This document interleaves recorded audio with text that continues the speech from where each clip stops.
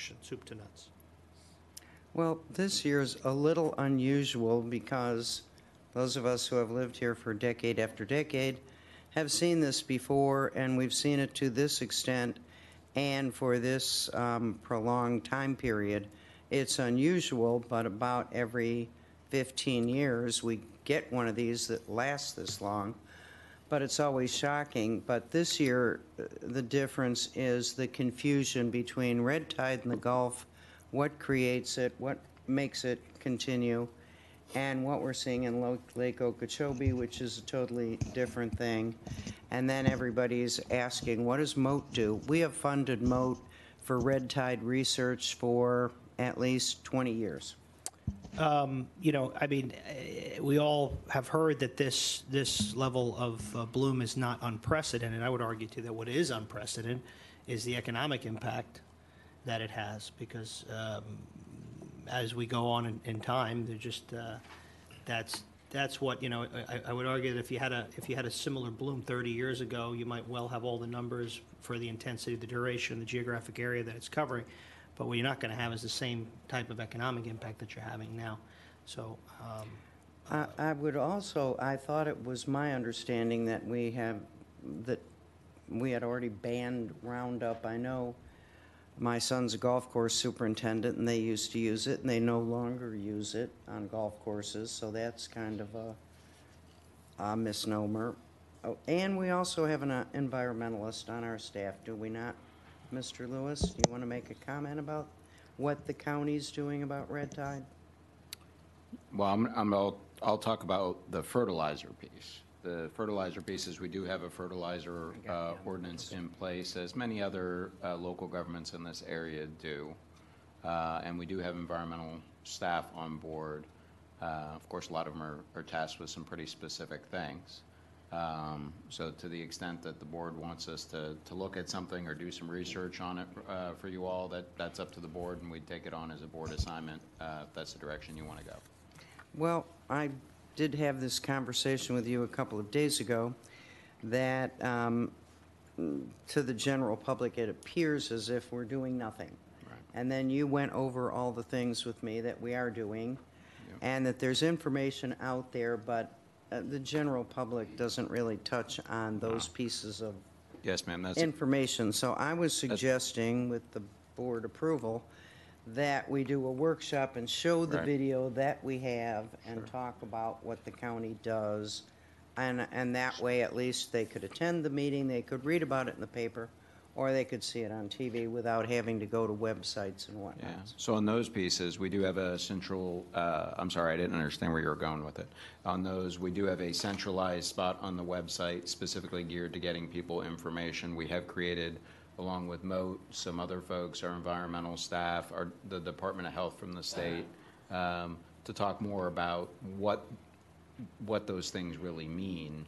And what we are doing here in Sarasota County, not just on cleaning up the beaches, but the other things. So that is correct. We do those things. We have isolated them that way to try and make it a little easier for people to find.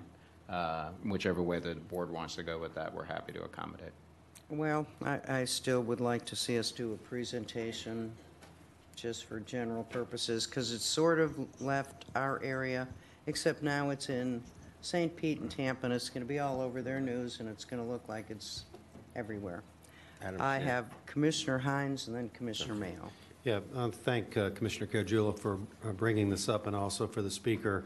You know, you see, I think the city of Venice is yesterday or today or at some point considering doing a fertilizer ban in the city and different types of things. We've got to be careful not to do this knee-jerk reaction based upon emotion. And I caution people that throw out statistics. According to Florida Fish and Wildlife Conservation Commission, 97 manatee deaths, this is as of 2 weeks ago, can be attributed to red tide. So you saw this in, and as you said, Madam Chair, mixing Lake Okeechobee effects with red tide effects. But I think it's appropriate that we take a look at our fertilizer ordinance again. What's it doing? Can it be expanded? Should it be expanded? Should it include other things?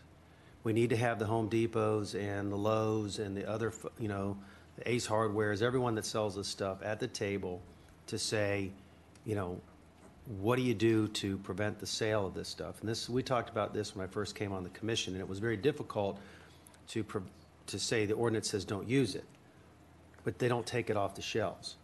And then who polices that? Who puts those notices up and these types of things? So based upon real science, what can we do in regards to fertilizers? And then second of all, and we've all been asked this question, why aren't you doing something about stormwater runoff? This county is doing millions and millions of dollars of stormwater runoff retrofits. We get it. We're also doing millions and millions of dollars of septic to sewer systems, okay? And have and continue to do so. And the public needs to say, which they've not done in the past, is we are willing to go from septic to sewer. Every time we bring it up in areas that don't have it, South Venice is a big one. Inglewood, major pushback on them saying we don't want to incur the cost. So these conversations can be had. They're timely. I think from the state level, we're going to deal, I know this commission will, and all of them up and down the Southwest Coast. We talked about this last week at WCIND, which is Lee, Charlotte, and Manatee County, that to speak as a region to talk about Lake Okeechobee. So I think it's timely, Commissioner Caragiulo, but it can't be based upon just emotion, because someone that grew up here, same thing as you're saying, Madam Chair, this happens about every 8 to 10 years. This one's really bad, but everyone has a cell phone now. People are staying here much longer than they ever did, meaning most of the time everyone would go home in the summer in the 50s and 60s and 70s. So, but it is a big deal. I don't mean to trivialize it, because you're right. This is our economy. This is our quality of life. The water quality here is so important to everything that we do. Commissioner Mayo. Yeah, I mean, first of all, this lady who's lived here 5 years should be delighted to know that never in my 4 years here have we had so much discussion on one person's open to the public comments. So it has been very impactful. I agree with everything that's been said here. I will tell you that it breaks everybody's heart when at least 180 tons of debris, mostly dead wildlife, is washed up on our shores and has to be taken away. Great compliments to our staff for doing that. The one thing, all good points, and Commissioner Hines made great points, but it's, I think, tens and tens of millions of dollars spent on septic tank replacement and on stormwater. There's also, I get challenged repeatedly, it has been devastating to the great people that run our businesses, whether it's a shop selling souvenirs or restaurants or hotels. I just sit and shudder at what the TDT tax is going to look like when the reports come in. There are people who have been paying their taxes, huge taxes, and run great businesses employing thousands of people who have seen for the last 2 months 40% reduction. They're down to 40% of their usual volume of business. This is horrible. Nobody's ignoring it.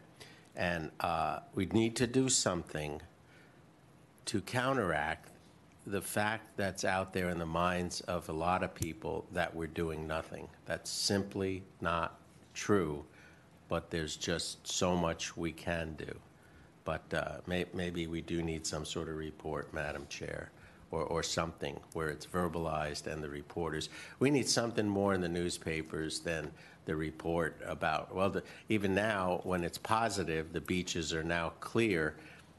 Hoteliers are telling me that they're still getting calls about, are you sure it's clear? Because I just read yesterday that it's now clear. So this is hurting an awful lot of people. Okay, thank you.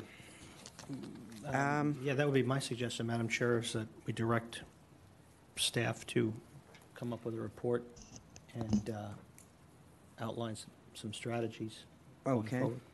I see nodding heads, so I would say we're in agreement on that. And Mr. Lewis, do you? I just want to clarify one thing. So if we go through the exercise of doing the report, are you all comfortable having it as a staff presentation at a regular meeting, or did you want it as a separate workshop I item? think that's how it should start. I'm happy having it Start it that way. as a staff. Yeah. Yeah. Start it that Yeah. way, and then we'll see. Okay. Then it goes on the agenda, then people can see it, and then we can allow Very for good. this kind of And civil then discussion. what Commissioner Carrizzulo is calling for then are suggestions from staff, including our on-staff environmentalist, as to strategies that could at least help alleviate a natural occurring crisis. Okay. We'll get on it. Okay, great. All right, we will now turn to our consent agenda. Item 3 has been pulled for comments from Mr. Moran, Move the balance, Madam, and the balance. Oh, you just I'm want- sorry, I Yep. skipped you. Our administrator has an agenda item to discuss. Just two items. The applicant has requested item 52 in the afternoon to be removed from the agenda.